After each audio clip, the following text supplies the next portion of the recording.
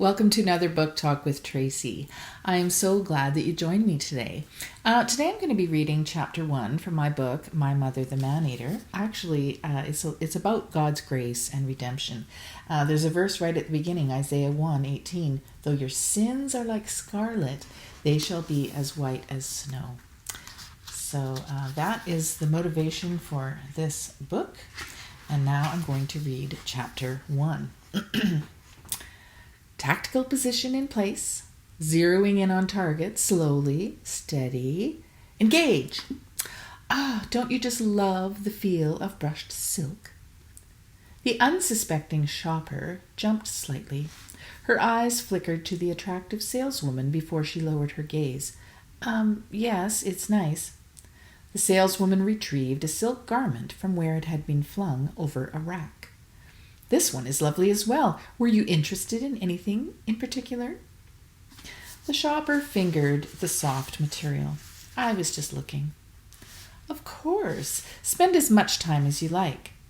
As you can see, we've got lots to choose from. Did you notice this style? It's just in very chic. She pulled a lace and gossamer gown down from a nearby display. Oh, the other woman breathed, her eyes widening. That is pretty.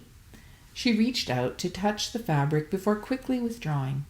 But I couldn't. It's so skimpy. I've got similar designs in all the same fabrics that are a little more modest. The saleswoman led the now curious customer to another rack. You can try on as many as you like, just for fun, of course. Half an hour later, the shopper left the lingerie department loaded with 2 bags of purchases. Jolene Allen allowed a satisfied smile to flicker across her face as she stowed the receipts in their proper tray under the cash register. Another satisfied customer, another sale to add to her roster. Not bad for a Wednesday afternoon. You've got the gift, Jolene. The sales clerk from the perfume counter next to lingerie sauntered over to where her counterpart was straightening some already precisely folded undergarments. Times are tough, Jolene replied with a shrug. Using one of her sculpted nails, she tucked a piece of blonde hair behind an ear. I've got to make the best of each and every opportunity. Spoken like a true, loyal Redmond's employee. Come on now, Yvette. Was that a note of sarcasm I detected? Jolene asked. Maybe, Yvette admitted. I almost choked on my coffee at our morning staff meeting. You'd think after this many years, experienced employees wouldn't have to participate in all this rah, go team go company propaganda, you know? Yvette's short, dark hair bounced as she shook her head. Jolene raised a brow. That hardly sounds like salesperson of the month. I saw your picture posted on the Wall of Fame this morning in the coffee room, by the way. Congrats. I went through an awful lot of perfume testers for that honor. I'm sure management means well, Jolene offered with an elegant shrug. Yvette let out a dramatic gust of air. Making people smell good is easy, but you? You could sell a bikini to my 90-year-old grandmother. I'll bring her shopping and I'll see what I can do, Jolene countered with a grin. You're only as beautiful as you feel. Easy for you to say. Every breathing male that passes by your department has to roll his tongue back into his mouth. It's not fair. 5 children and you still have your schoolgirl figure? You're exaggerating again. Besides, it isn't easy. It takes a lot of hard work to stay in shape. And it's your job to convince every customer that they can do the same. I just don't understand how you do it. Yvette shook her head. Do what? Jolene asked. Convince customers to even try this stuff on. Yvette scowled as she held up a hanger with little more than strings and a bit of lace. How does it work anyway? I see myself as a therapist. It's my job to unlock everyone's inner beauty. It's all up here. Jolene tapped her head.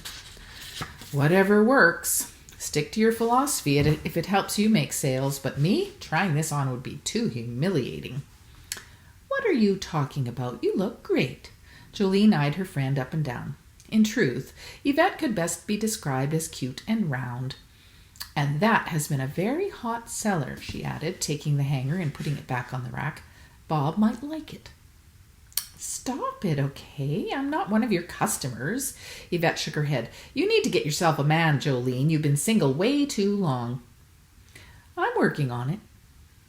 Anyway, I guess I better get back to my post. Even salesperson of the month can't afford to let up, Yvette said. Too true. Maybe next month it'll be my turn. I'll have to warn Emmett you're on the warpath, Yvette said with a grin. Exactly. Sporting goods beware. It's not fair to let the same department get the honor too frequently. Emmett is so competitive, Jolene said. I didn't mean the salesperson of the month. I meant looking for a man thing. Who, Emmett? Jolene blinked and then scowled. He's definitely not my type. Besides, I have other prospects. Jolene Allen, prospects? Do tell. Weren't you going back to work? Jolene asked, hand on hip. Yvette checked her watch. Actually, I think it's time for coffee break. You coming? I know you, Yvette. You just want information. So, you coming or not? Yvette's look was guileless. Jolene shook her head with a smirk. I'll just lock up my till and let Jeanie know. Yvette continued chatting on their way to the elevator. Jolene smiled and let her friend talk. It was her way. She and Yvette had worked together on the same floor of Redmond's department store for 6 years. They'd seen a lot of changes, both at the store and in their personal lives. Unlike Jolene, Yvette had married later in life and was just starting her family. Even though Jolene was only a few years older, her own children were all grown up. Actually, they really didn't have much in common. Yvette preferred staying at home in the evenings. Jolene needed a social life. Yvette was short and round with dark hair and glasses. Jolene was tall and blonde. Yvette had found her soulmate. Jolene was still searching. Despite their differences, Yvette was one of the few constants in her universe. When it came right down to it, Yvette was a faithful friend. I'm going to stop there today, since this is a fairly long chapter, and we will resume reading chapter 1 next time. Thank you for joining me on Book Talk with Tracy, and I hope to see you again next time for the conclusion of chapter 1. In the meantime, I encourage you to head over to my website. It's tracykrause.com. No E in Tracy, 2 S's in Krause, and check out this book, My Mother the Man-Eater, and any of my many other titles and plays. See you next time.